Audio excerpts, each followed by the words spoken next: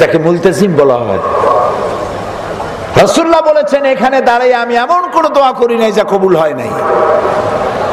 Saudi government এই দরজাটা তৈরি করেছেন 22 মণ সোনা দিয়া। 22 কেজি না, 22 মণ সোনা দিয়ে তৈরি করেছে। আল্লাহ আমাগো এত সোনা দিছে, আল্লাহর ঘরের দরজাটা সোনা দিয়ে বানাই দিয়ে। আমি প্রথম কাঠের দরজা দেখেছি এই বাংলাদেশ যখন স্বাধীন হয়। স্বাধীন বাংলাদেশের প্রথম হজ আল্লাহ আমাকে করাইছেন। প্লেনের ভাড়া ছিল 4733 টাকা। এখন এরকম ভাড়া হলে তো 14 গোষ্ঠী হজ করেন যাইত, রিকশাওয়ালারা হজ করতে পারত। তো আল্লাহ রাব্বুল আলামিনের ঘরের মধ্যে প্রবেশের একটা মনস্কামনা আমার ছিল দীর্ঘদিনের। আমার চোখের সামনে কত রাজা বাদশাহ ঢুকছে, আমি এতিমের মতো দাঁড়ায় দাঁড়ায় কাঁদছি, আল্লাহ তোমার এই পবিত্র ঘরের মধ্যে যদি জীবনে একটা বার ঢুকতে পারতাম। সুযোগ এসে গেল। কুয়েত এবং ইরাকের যুদ্ধ শুরু হলো। সেই যুদ্ধ মীমাংসার জন্য একটা মিটিং হলো সৌদি আরবে। বাদশাহ ফাহাদ সারা পৃথিবীর 400 স্কলারকে দাওয়াত দিলেন, বাংলাদেশ থেকে 6 জনকে দাওয়াত দিলেন।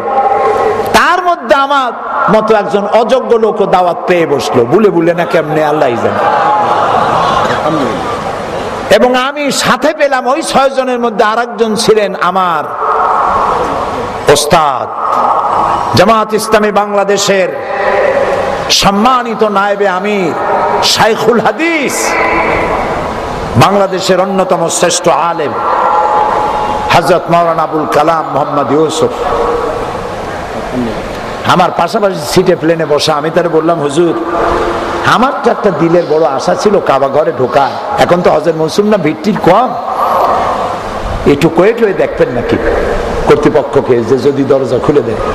কই যে এত মানুষ দেবে কিনা না দেবে। তা আমি ওইটুকু বললাম শুধু। আমাদের হোটেলে নিয়ে গেল, হোটেলে নিয়ে একটা ব্রিফকেস দিল প্রত্যেককে। সেই ব্রিফকেসের ভিতরে জায়নামাজ, কাবা শরীফের গেলাপ, আতর, কলম আর অনুষ্ঠান সূচি। 3 দিন আমরা থাকবো সরকারি মেহমান হিসেবে। অনুষ্ঠান সূচিতে দেখি আগামী বৃহস্পতিবার সকাল 7:30টায় মেহমানদের জন্য কাবা শরীফের দরজা খুলে দেওয়া হবে। আমি পড়িয়া কান্দে দিছি। সকাল 7:30 কখন হবে? আমি রাত্রে এশার নামাজ পড়িয়া হোটেলে এসে গোসল করিয়া নতুন কাপড় চোপড় পরিয়া সারা রাত ঘুমাই নেই। তাওয়াফ করেছি, তাহাজ্জুদ পড়েছি, সকালের অপেক্ষা করেছি।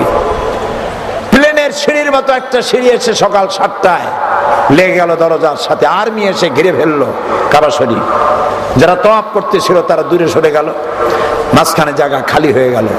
আমি চাইলাম আমি প্রথম ব্যক্তি হব, পারলাম না। তখনকার আজাদ কাশ্মীরের প্রেসিডেন্ট সরদার আব্দুল কাইয়ুম তিনি ঢুকলেন, 2 নম্বরে ঢুকলেন। তখন আফগান এবং রাশিয়ার যুদ্ধ চলতেছিল। সেই যুদ্ধের সর্বাধিনায়ক আব্দুর রব আস-সাইয়াফ আর রাসূল তিনি ঢুকলেন। 3 নম্বরে আল্লাহ তার গোলামকে চান্স দিয়ে দিলেন। ভিতরে ঢুকে চারদিকে ফিরে, তখন আর কেবলা একদিকে নাই, চারদিকে ফিরে 2 রাকাত নামাজ পড়লাম। মাঝখানে সেজদায় পড়ে গেলাম, চোখে যা পানি ছিল ঝরাইলাম। আধা ঘন্টা হয়ে গেছে। হঠাৎ আমার চিন্তা হলো এই ঘরের মধ্যে লোক ধরে 22-23 জন, 450 মেহমান ঢুকবে। আমি বোধহয় কারো প্রতি জুলুম করতেছি, তাড়াতাড়ি বেরোনো দরকার। আমি সেজদা থেকে মাথা তুলে তাকাইছি, চোখ পড়লো ডক্টর বারি সাহেব, যিনি রাজশাহী বিশ্ববিদ্যালয়ের ভাইস চ্যান্সেলর ছিলেন। বুড়া মানুষ, দাড়িগুলা সাদা, দাড়ি ভিজা ভিজা পানি পড়তেছে। আমারে তিনি দেখাইলেন দরজার দিকে। দরজাটা ভিতরে খোলে, বাইরে খোলে না। উনি আমার যে জায়গাটা দেখালেন, দেখলাম সেখানে লেখা আছে ওয়াকালা রাব্বুকুম উদউনি আস্তাজিব লাকুম। তোমার রব তোমাকে বলছে আমারে ডাকো, আমি ডাকের সাড়া দেব। আবার কান্না, বললাম আয় আমার রব, আমি প্রাণ ভরে তোমাকে ডেকেছি, তুমি সাড়া দাও।